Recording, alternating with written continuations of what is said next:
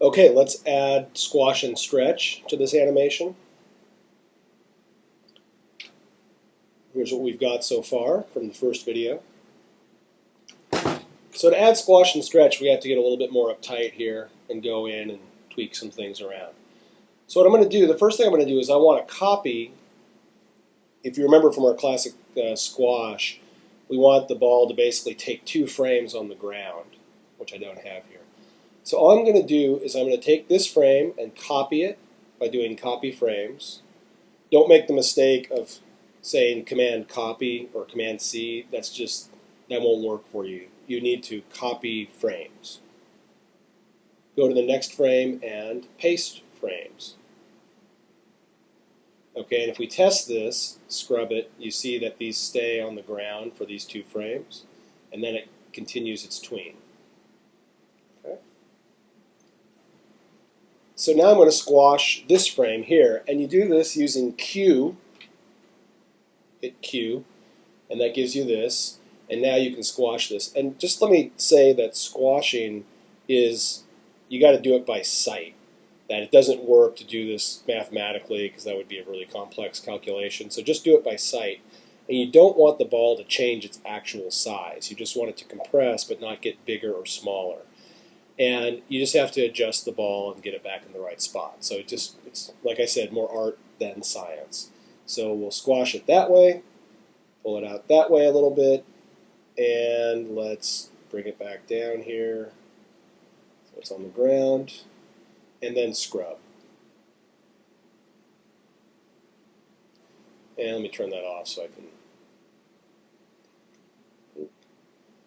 So okay, I think I can live with that for right now. Yeah. Call me crazy. But now we notice that the ball is going to tween its squash all the way up over this frame, over this range of frames, which looks funny. So I'll play that back.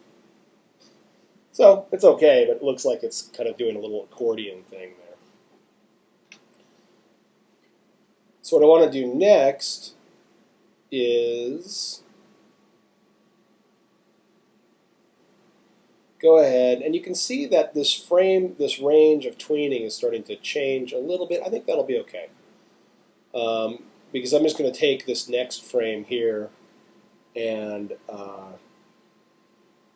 stretch it. I did the squash. But if we want to be kind of uptight about it, I can take these 2 frames and drag them down. Whoops. 1 more frame. So we'll have an equal amount of range here on either side. You don't have to. A little bit of asymmetry often actually makes the animation look better, but if you want to be uptight about it, go ahead and knock yourself out. Now here's a classic example of adding, when I just did that little drag, it added this stupid extra keyframe down here, which I don't want. That's annoying. So remove frames and just say insert frame. Done. Okay. So now I've got this, and so what I need to do is go to this next frame here where the ball is still squashed, and I want to change this into a stretch. So I go here, right-click, insert keyframe, and it'll make a copy of that.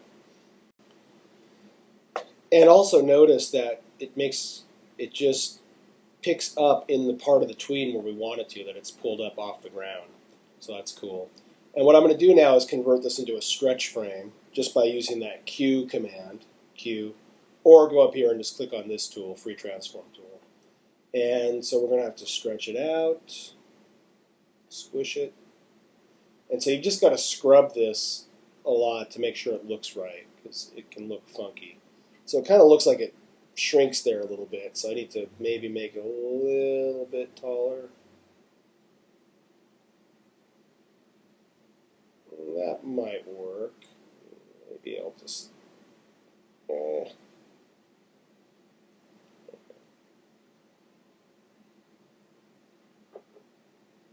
Yeah, I liked it better before. Okay, there we go.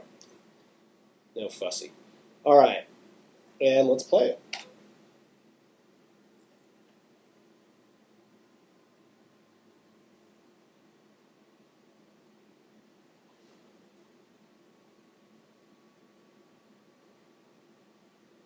So that looks pretty good. So, wow, it's really changing its speed there, its frame rate, but the bounce itself looks fine. Oops. So one last thing I'm going to do to get this to actually be a proper cycle, because like we said before, we have a repeat in the cycle. Again, at 24 frames per second, it's really hard to pick up on this. But I'm going to get rid of the last frame here. So what I'm going to do is I'm just going to go to the frame before, right-click, and say Insert Keyframe. And we'll pick up just below this top frame. Command-click to shorten the range here. Whoa. And then right-click here and remove frame. And now I'll have a proper cycle that will have as the last frame a frame just below the top, so that way it won't hang up on that one frame.